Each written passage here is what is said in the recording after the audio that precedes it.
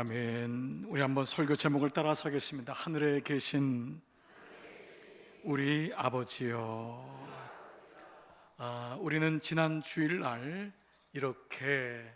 이런 마음으로 기도하라고 하신 예수님의 기도에 대해서 먼저 배웠습니다.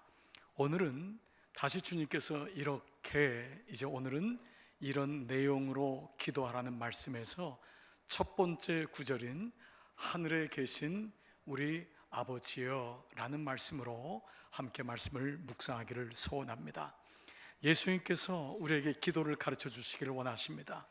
주기도문은 우리가 늘 예수 믿는 사람이라면은 예배 드릴 때마다 우리가 드리는 기도이지만, 이 기도에는 참으로 놀라운 하나님의 마음이 있습니다. 아버지의 뜻이 있습니다.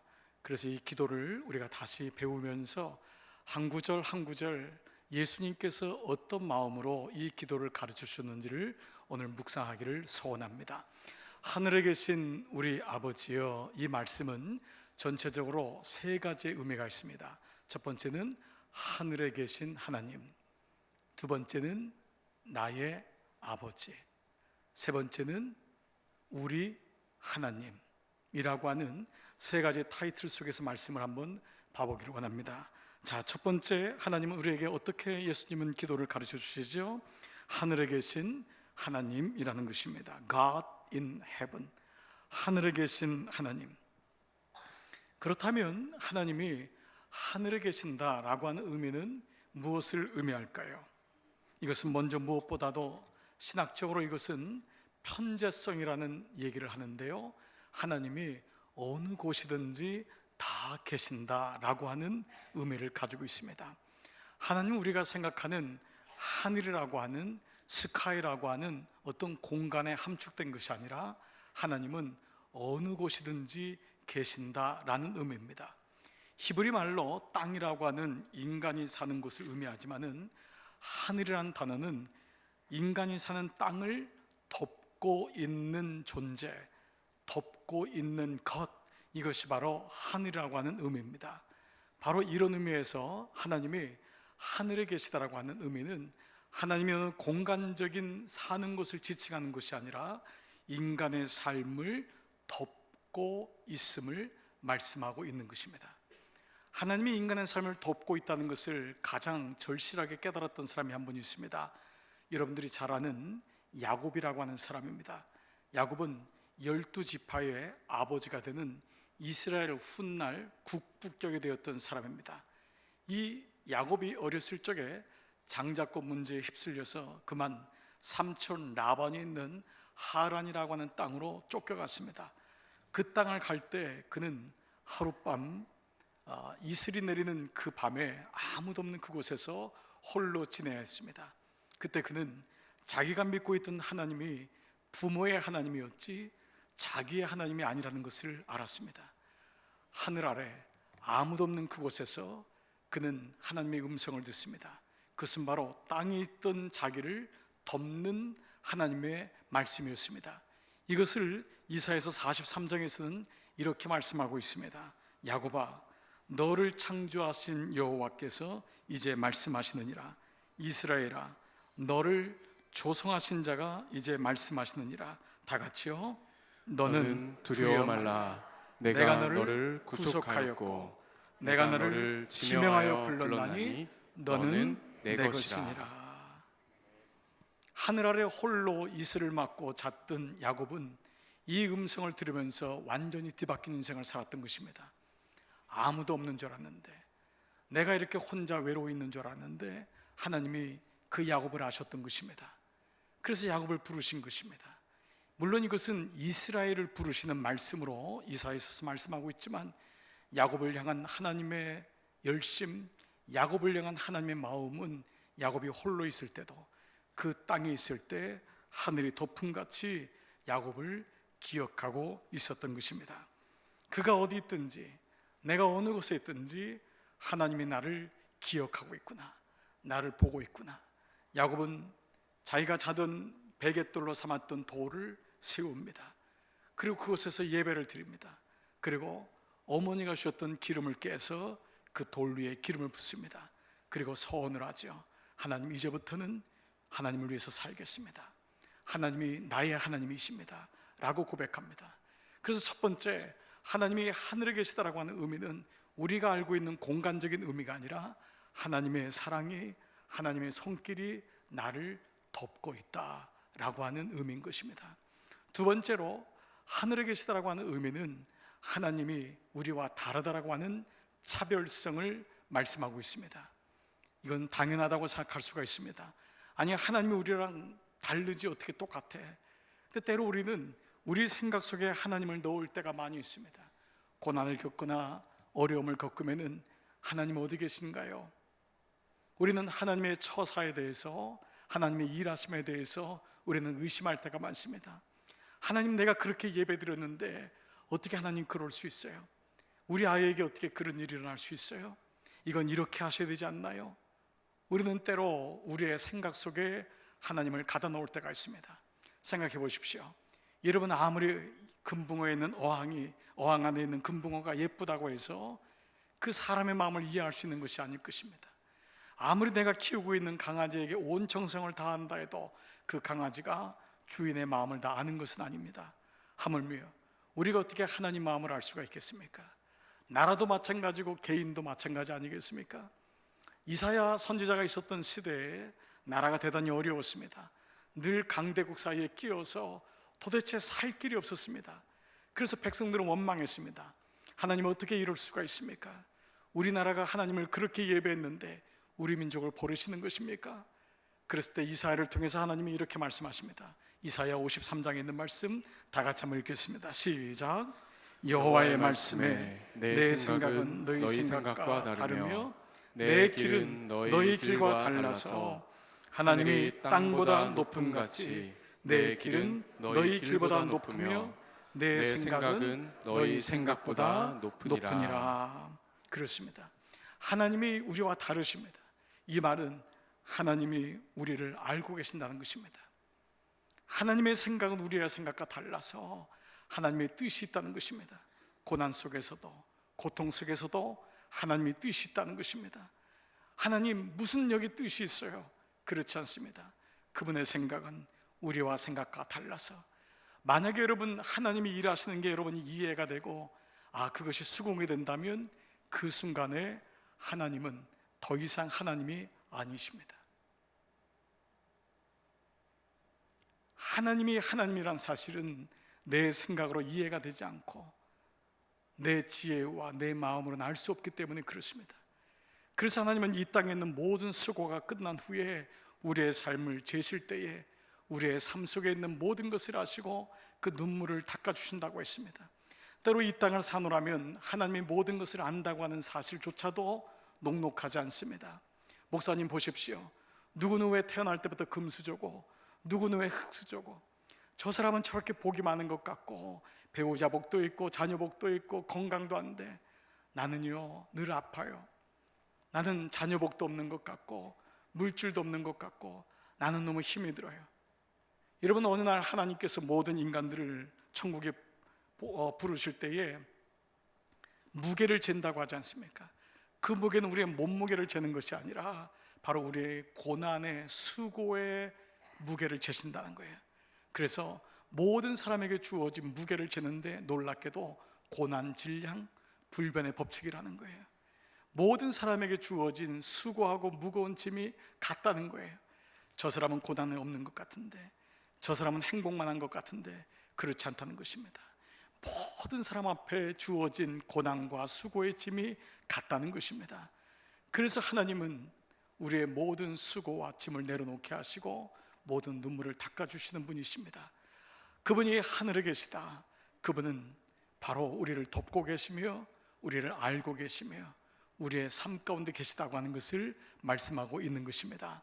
오늘 이 하나님, 그래서 우리가 주기도문 할 때마다 하늘에 계신 우리 아버지여, 이 고백을 할 때마다 하나님이 나를 덮고 있음을, 하나님의 손이 나하고 함께 있음을, 그리고 하나님이 나의 모든 눈물과 수고와 아픔을 아시고 있음을 늘 기억하시기를 주의 이름으로 축복합니다. 두 번째, 오늘 그 하늘에 계신 우리 아버지여라고 하는 말씀은 바로 아버지 하나님입니다. Father God, 아버지 하나님. 여러분, 사실 우리가 하나님을 아버지라고 부를 수 있다는 것은 얼마나 놀라운 일입니까? 여러분, 아마 기도하면서 이 아버지란 단어처럼 우리에게 은혜가 되는 단어가 없을 것입니다. 때로 우리가 많은 기도 제목을 가지고 하나님 앞에 나가지만은 다른 기도를 드릴 게 없어요. 그냥 아버지, 그냥 그 한마디면은 모든 게 족합니다. 때로는 하나님께 원망이라도 하려고 하나님 이럴 수 있어요 라고 했는데 아버지, 그 말을 한번 하면 눈물이 핑 돌고 우리 마음속에 있는 모든 마음들이 녹아지는 것을 경험합니다. 얼마나 좋은 마음이에요. 좋은 이름이에요. 오늘도 여러분 예배 드릴 때, 처음 교회 오셨을 때 눈을 감고 여러분들이 기도 드릴 때 아버지, 아버지, 마치 고향에 온 것 같고 아버지의 품에 온 것 같은 그런 마음을 느끼실 것입니다. 그런데 여러분, 놀랍게도 이 아버지란 단어는 예수님 당시에 없었던 단어였습니다. 이스라엘 백성들은 그렇게 하나님을 사랑한다고 하고 예배드린다고 했지만 하나님이 아버지란 사실을 모르고 살았어요. 그들은 나의 이름을 망령 때 일컫지 말라고 하셨던 그 말씀을 잘못 오역해서 아버지란 단어, 하나님이란 단어도 부르면 안 되는 줄 알았어요. 그래서 그들은 성경에 나와 있을 때, 읽을 때도 하나님이란 단어가 나오면은 깨서 말씀하시기를, 깨서 우리에게 가라사대, 이렇게 말씀하셨어요. 하나님이란 단어를 조차도 읽지를 못했어요. 그리고 입으로 말을 할 수 있다면 그 이름을 아도나이, 아람어로 아도나이, 나의 주님이라는 말로만 썼지 하나님이란 단어를 쓸 수가 없었어요. 근데 놀랍게도 예수님은 우리에게 하나님이 어떤 분인지를 가르쳐 주셨어요. 하나님이 누구지요? 아버지라. 너희는 이렇게 기도해라. 하늘에 계신 우리 아버지요. 놀랍게도 이 기도를 한 후에 예수님은 신성모독으로 기소를 당하십니다. 유대 사람들은, 제사장들은, 바리새인들은 그렇게 하나님을 잘 예배한다고 생각했지만 자기 율법 아래 갇혀서 하나님이 누군지를 몰랐고 늘 하나님을 두려운 존재로 생각했기 때문에 바로 주인과 종의 관계로, 그리고 군신 관계로 이해했던 것입니다. 하나님을 두려운 관계로 아바라는 말을 써본 적이 없는 거예요. 로마서에서 하나님을 아바, 아버지라고 부르짖느니라, 이 말씀을 한 번도 기도해 보지 못했던 것입니다. 그런데 예수님은 오늘 우리에게 이 기도의 비밀을 가르쳐 주십니다. 하나님은 예수님에게 당신을 아버지라고 부르라고 말씀하신 것입니다. 여러분도 그렇겠지만 저도 하나님이 아버지라고 하는 그 사실 때문에 제 인생이 바뀌었던 사람 중에 하나입니다. 저는 초등학교 5학년 때 처음 교회를 다녔습니다. 그런데 한 1년 동안 교회를 다녔지만 어떤 누구도 저에게 하나님이 아버지라는 것을 가르쳐 준 분이 없었습니다. 근데 이상하게 궁금한 거예요.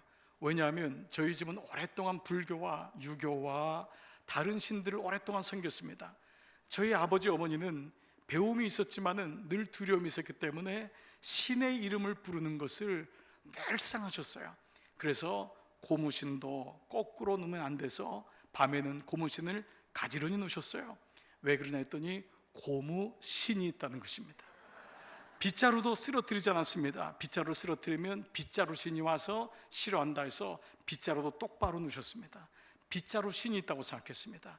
심지어 집에다가 남산 할머니를 모셔다가 저분이 삼신이다, 그래서 그렇게 불렀습니다. 그리고 부처님의 이름을 부르고 늘 보살의 이름을 부르고 신의 이름을 불렀습니다. 저는 그래서 하나님도 이름이 있지 않을까, 그런 생각이 들어서 어느 날 6학년 때 선생님에게 여쭤봤습니다. 선생님, 하나님을 뭐라고 부르나요? 제가 수차례 이 간증을 드렸는데 그 송금녀 선생님, 그분이 저에게 가르쳐 줬습니다. 그분이 가르쳐 주신 그 대답이 제 인생을 완전히 바뀌었습니다. 자녀아, 하나님은 아버지시란다. 너의 아버지시란다. 아버지라고 부르렴. 놀라운 충격이었습니다. 저는 그래서 집에 아버지가 계신데요 라고 얘기하자 선생님은 그 아버지는 진짜가 아니란다. 그 아버지는 잠시 너를 맡아서 기르는 분이지 하나님이 영원토록 너의 아버지이기 때문에 그분이 아버지시란다. 놀라운 충격이었습니다. 그런데 그 순간에 저에게 순간적인 기쁨이 왔습니다. 왜냐하면 집에 계신 아버지가 진짜가 아니라는 것이 너무 감사했습니다. 제 생각에, 어린 저의 생각에도 그분이 진짜라면 그렇게 형과 저를 때리지 않을 거예요. 그렇게 감정을 하지 않을 거예요. 그렇게 어머니를 괴롭히지 않았을 거예요. 그분이 진짜라면 사업이 안 된다고 소리소리 지르지 않을 거예요. 늘 어두운 얼굴로 있지 않았을 거예요. 그분은 진짜가 아니었구나, 제 마음속에 안심이 되었습니다. 그리고 하나님이 나의 아버지시구나, 비로소 내가 아버지를 찾은 것입니다. 복음이 내 안에 들어온 거예요. 그 기쁜 소식을 전하지 않을 수 없지 않습니까? 그날 저녁에 아버지를 만나서 아버지에게 말씀드렸습니다. 아버지, 진짜 아버지를 만났습니다. 아버지가 가짜란 사실을 알았습니다. 그 순간 아버지는 굉장히 힘들어하셨고, 제가 그 아버지의 당황하는 눈빛을 지금도 기억하고 있습니다. 물론 저는 오지게 맞았습니다.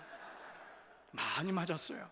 근데 그때 깨달은 것이 하나 있습니다. 내가 붙잡아야 될 아버지는 당신이 아니고 하나님 아버지시구나. 그분은 그렇게 나만 믿으라고 하셨는데 몇 년 못 사시다가 진짜 아버지에게로 가셨습니다. 어렸지만은 내가 진짜 의지할 그분, 하나님이 아버지란 사실은 제 인생을 완전히 바꾸어 놓았습니다. 어머니는 진짜 아버지를 아셨습니다. 어머니는 나이가 드실 때마다 죽음에 대해서 묵상하셨고, 그리고 죽음이 올 때 두려워하지 않으셨습니다. 주님의 부르심을 받을 수 있었습니다. 사랑하는 여러분, 믿음이 뭔가요? 믿음이란 예배 드리고 헌금하고 교회에 나오고 직분 받고 이것이 믿음일까요? 아닙니다. 수많은 사람이 교회를 나오지만 아버지 없이 고아처럼 예수님을 믿는 분들이 많습니다. 혼자 힘으로 여전히 고생하고 혼자 이름으로 애쓰고, 여러분 예배 드릴 때마다 수고하고 무거운 짐을 내려놓는다는 것은 내가 인생의 주인이 아니기 때문입니다. 그리고 그 내게는 나의 짐을 받아줄 아버지가 있기 때문입니다. 오늘 이 아침 하나님이 나의 아버지십니다. 아버지, 여러분 이 아버지의 이름을 놓치지 마십시오. 그리고 이 아버지가 주님 앞에 갔을 때 천국문을 열고 나를 반기시는 것입니다. 수고했다, 애썼다. 오늘 이 아버지 되신 하나님을 찬양합니다. 세 번째로, 예수님은 그 아버지가 바로 Our Father, 우리 아버지라고, 우리 하나님이라고 말씀하고 있습니다. 나의 아버지만이 아니라 우리의 아버지라는 것입니다. 내가 하나님을 처음 만났을 때 그 아버지는 나의 아버지인데 성숙하고 철이 들다 보니까 우리의 아버지신 것입니다. 이스라엘 백성들은 자기들이 선택받은 초준 피플, 선택받은 백성이라 생각했습니다. 그러면서 그들은 하나님을 자기들만의 하나님으로 묶어두었습니다. 그래서 이스라엘이 아닌 다른 민족의 하나님 믿는 것을 용납하지도 못하고 허락하지 않았습니다. 나만의 하나님이라고 생각했습니다. 여러분, 하나님이 오늘 예배드리는 우리 예배를 받으시지만 우리들만의 하나님이시지 않지 않습니까? 그 하나님은 오늘 교회 바깥에 있는 나의 친구들, 하나님을 알지 못하는 영혼들, 때로 내가 용납할 수 없었던 그 사람들의 하나님이시기도 한 것입니다. 예수님이 십자가에 못 박혀 돌아가실 때 양편에 있는 강도들에게도 하늘문을 여신 것은 예수님만의 하나님이 아니라 그 악독한 짓을 했던 그 자들, 알게 모르게 죄졌던 그들의 하나님이기도 했기 때문에 구원의 길을 여신 것입니다. 여기 교회에 사명이 있는 것입니다. 내가 하나님을 아는 사람은 나만의 하나님이 아니고 우리의 하나님, 우리 아버지이심을 고백하게 되는 것이죠. 이런 말이 있습니다. 나쁜 사람이라고 하는 말은 나뿐인 사람이다 라고 하는 말이 있습니다. 오늘 모든 사람은 자기에게 집중되어 있습니다. 오늘날 같이 이기적인 시대가 세상에 어디 있었습니까? 혼자 밥 먹고 혼자 영화 가고 혼자, 물론 시대가 그렇게 되었지만은 이제 옆에 있는 사람 쳐다보는 게 어렵게 되었습니다. 가족 하나 챙겨서 애 하나 낳으면은 거기 신경 쓰느라고 가난한 사람, 연약한 사람, 아픈 사람 볼 시간이 없었습니다. 유대 민족들은 하나님을 자기들만의 하나님이라 묶어놓고 과부와 고아, 아픈 자들, 연약한 자들, 가난한 자들 다 하나님의 저주를 받은 사람이라고 여겼습니다. 그런데 예수님 오셔서 누구를 찾아갔습니까? 과부를 찾아가고 고아를 찾아가고 아픈 자들을 찾아갔습니다. 귀신에 눌린 자를 자유케 하셨습니다. 우리 모두의 하나님이란 걸 가르쳐 주신 것입니다. 그것이 바로 하나님 나라인 것입니다.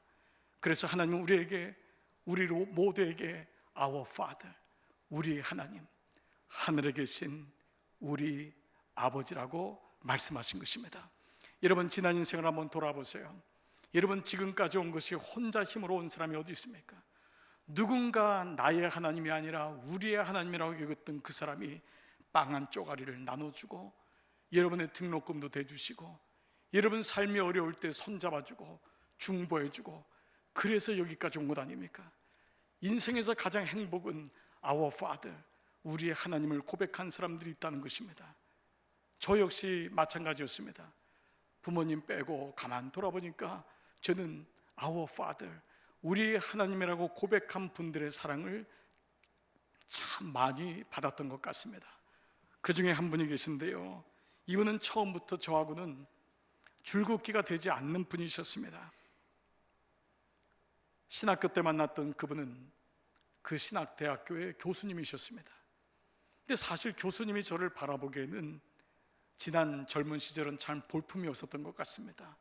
늘 의심 많았고, 늘 연약했고, 늘 자신감도 없었고, 늘 불만이었고, 어떻게 해야 될지를 알지를 못했어요. 주님의 부르심을 받고 신학교에 갔지만 신학교에는 대부분이 목사님의 아들들이나 장로님 아들들이 많았습니다. 예수님을 알지 못하는 가정에서 어디 물어볼 데도 없고 의지할 데도 없고 늘 힘들었어요. 무기력하고 절망감으로 있었습니다. 그러던 어느 날 제 인생에 전혀 뜻밖의 한 분이 찾아오셨습니다. 그분이 바로 당시 감리교 신학대학교의 교수였던 방현덕 교수님이셨습니다. 이 교수님은 시온 감리교회의 여성 장로님이시기도 했습니다. 그분이 왜 저 같은 사람에게 관심을 갖는지, 왜 후대하시는지 도무지 이해할 수가 없었습니다. 수업이 끝나면은 손을 잡아주시기도 하고 격려하시기도 하고 때로는 차비를 주시기도 하고 교수실에 불러서 기도도 해주시고 앞으로 어떻게 공부하면 좋겠냐고 물어도 보시고, 도무지 그 사랑이 저에게는 감당할 수가 없었습니다. 그냥 순간적으로 하시나 보다 했는데 그 사랑이 대학교 때, 대학원 때까지 계속 이어졌습니다. 저는 처음에 그분이 그저 독신으로 사시고 자녀도 없고 도울 분도 없고 그냥 부자로 사셨기 때문에 그러다 유학 가셔서 공부하시고 교수로 오신 것을 알았습니다. 어느 날 제가 그 교수님에게, 교수님, 왜 저 같은 사람에게 후대하세요? 라고 묻자 교수님은 주님이 불쌍히 여기시라고 한다. 주님이 너같이 연약한 자를 도우면 훗날 나의 일을 할 수 있을지 모른다고, 그런 마음을 주시니 내가 너를 돕는 것이다. 늘 그런 말씀을 하셨어요.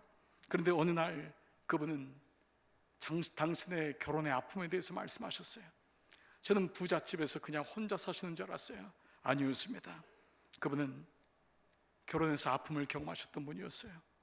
생각지 못한 결혼의 아픔은 그로 하여금 몇 번의 자살 충동을 겪게 했고 너무 어려운 인생을 사셨어요.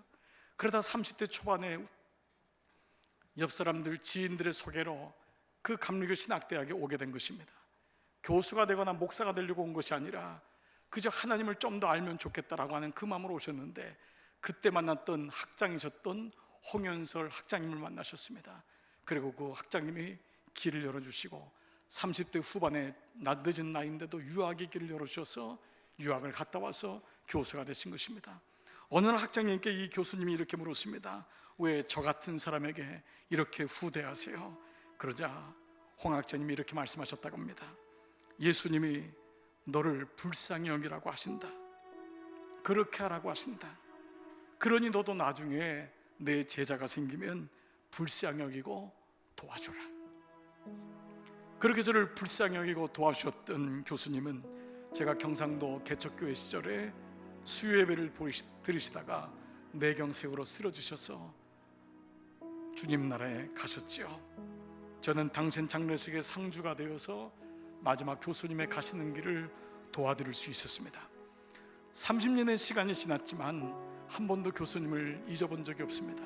왜냐하면 그분은 Our Father, 우리 하나님이란 것을 알고 있었습니다.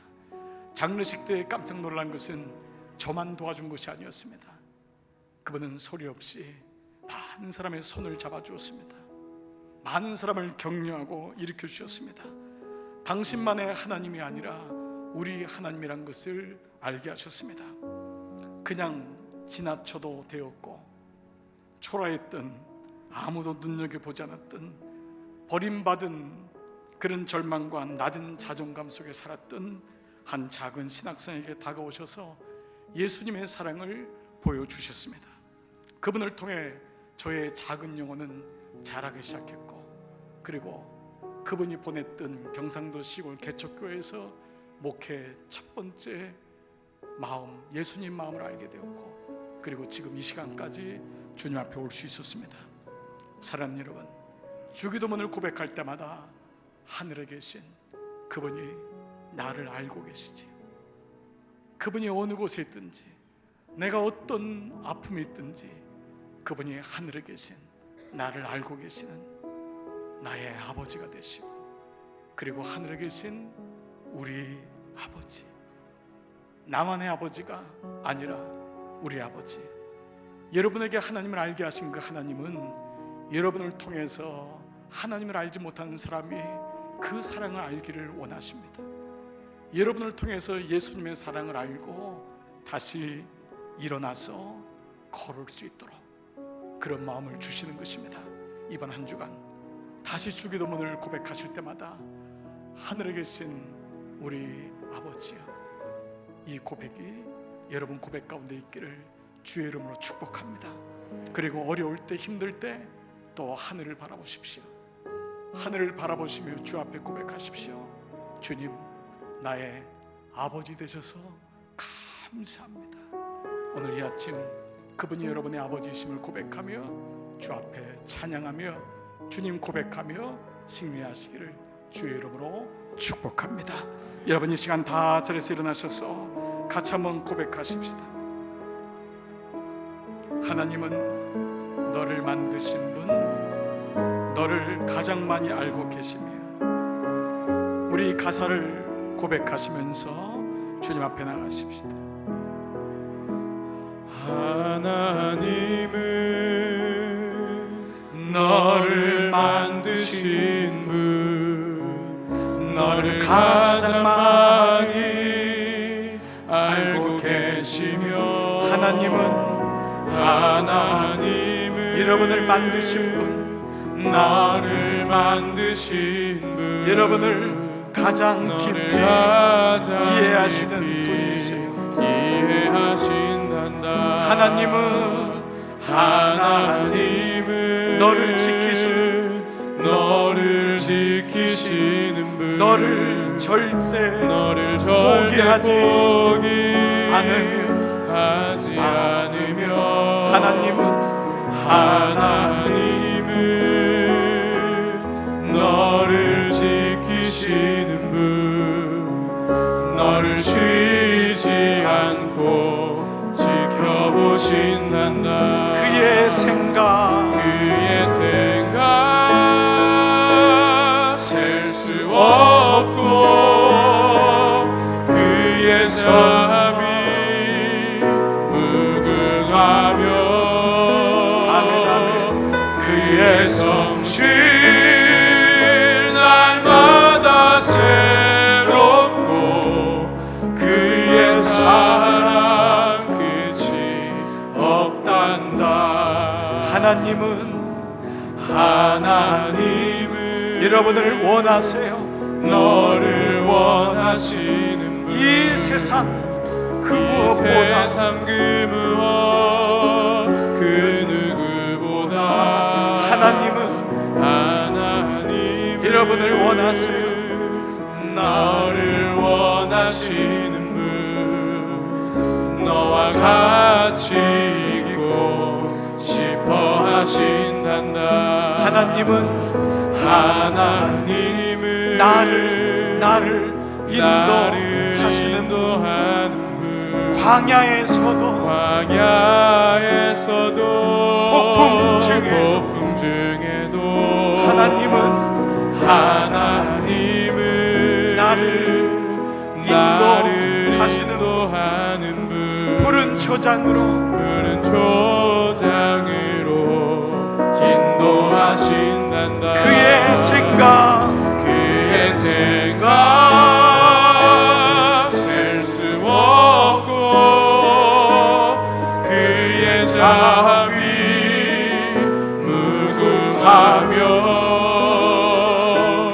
그의 성실 날마다 새롭고 그의 사랑 끝이 없단 그의 생각 셀 수 없고 그의 생각 셀 수 없고 그의 자비 무궁하며 아멘. 그의 성실 날마다 새롭고 그의 사랑 끝이 없단다.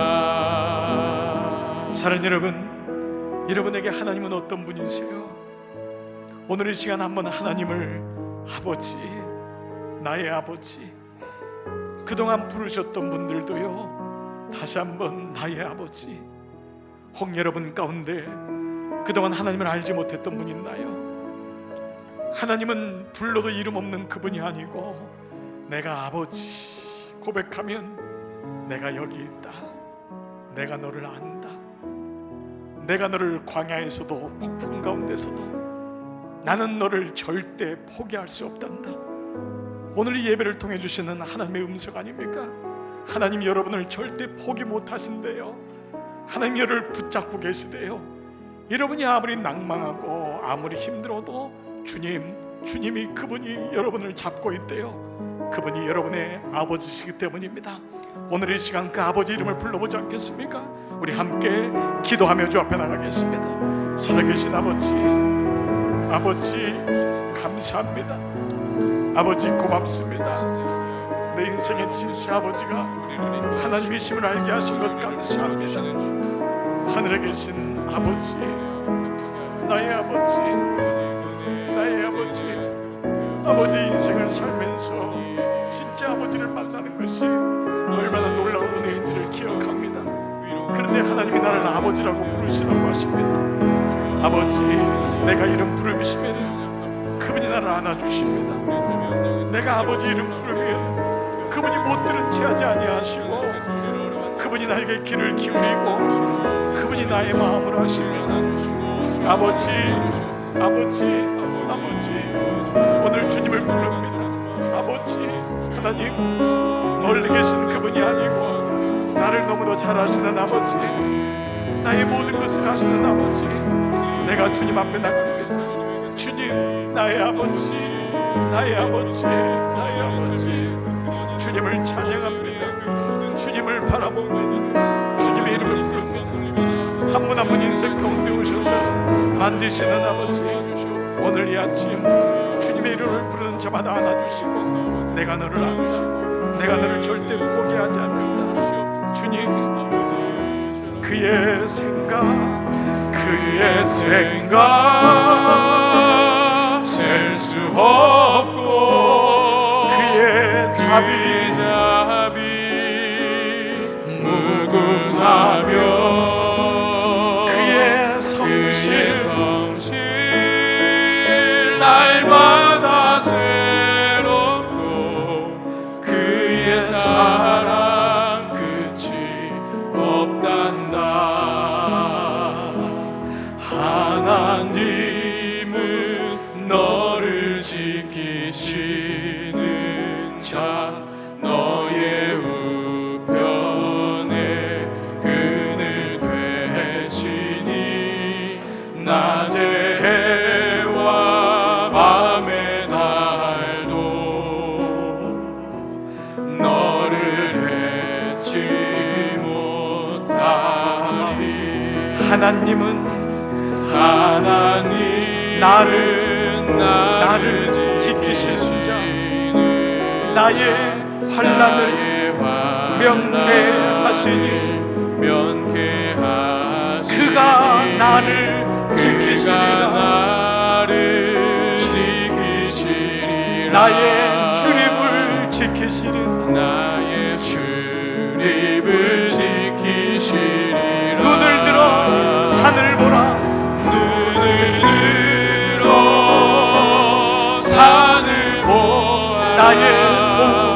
나의 도움 어디서나 전지 지으신 나를 만드신 여호와께로다. 여호와께로 눈을 들어 산을 보라. 눈을 들어 산을 보아 나의 도움이 어디서 나의 도움 어디서나 전지 지으신 나를 만드신 여호와께로다. 전지 지으신 나를 만드신 나를 만드신 여호와께로다.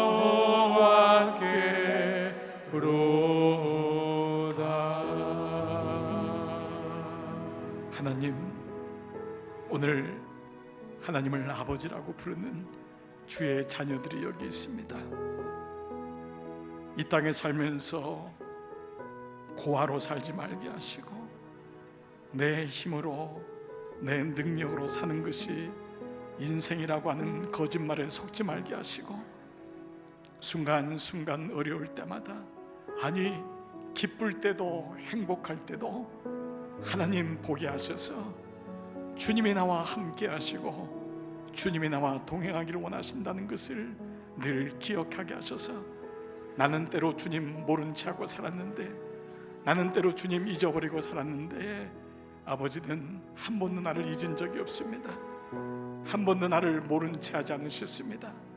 내가 골방에서 아버지, 내가 운전하다가 아버지, 내가 막혀서 아버지, 내가 힘이 들어서 아버지 부르실 때마다 주님 내 음성을 듣고 찾아와 주셨습니다. 오늘 사랑하는 종들을 세상에 파송합니다. 내가 너희를 보내는 것이 양을 이리 가운데 보내는 것과 같도다. 주님, 이 땅에 사는 것이 그러할진데 하나님 바라보며 아버지 되심을 기억하면서 살게 하시고, 그로 인하여서 우리의 삶이 자녀의 삶인 것을 기억하며 이번 한 주간도 하나님 은혜 가운데 넉넉히 승리하게 하여 주시옵소서. 우리의 생각과 우리의 마음대로 되지 않는다 하여도 주님 그래도 나의 아버지심을 고백하며 그분의 생각은 나의 생각과 다름을 기억하고 고난 가운데서도 아버지 놓치지 않도록 도와주시옵소서. 아버지, 이번 한 주간 사랑하는 종들을 세상에 파송합니다. 사랑하는 여러분, 이제 복음의 말씀을 들었으니 평안히 돌아가십시오. 주님께서 여러분을 새로운 순례길로 초대하십니다. 날마다 새로운 마음으로 그 길을 걸어가십시오. 그릇되고 거짓된 길에서 벗어나 주님께서 기뻐하시는 바르고 선한 길을 걸어가십시오. 주님께서 여러분과 함께 하실 것입니다. 이제는 성부와 성자와 성령의 은총이 머릿속의 모든 종들 위에 이제로부터 영원토록 함께 하시기를 간절히 축원하옵나이다. 아멘.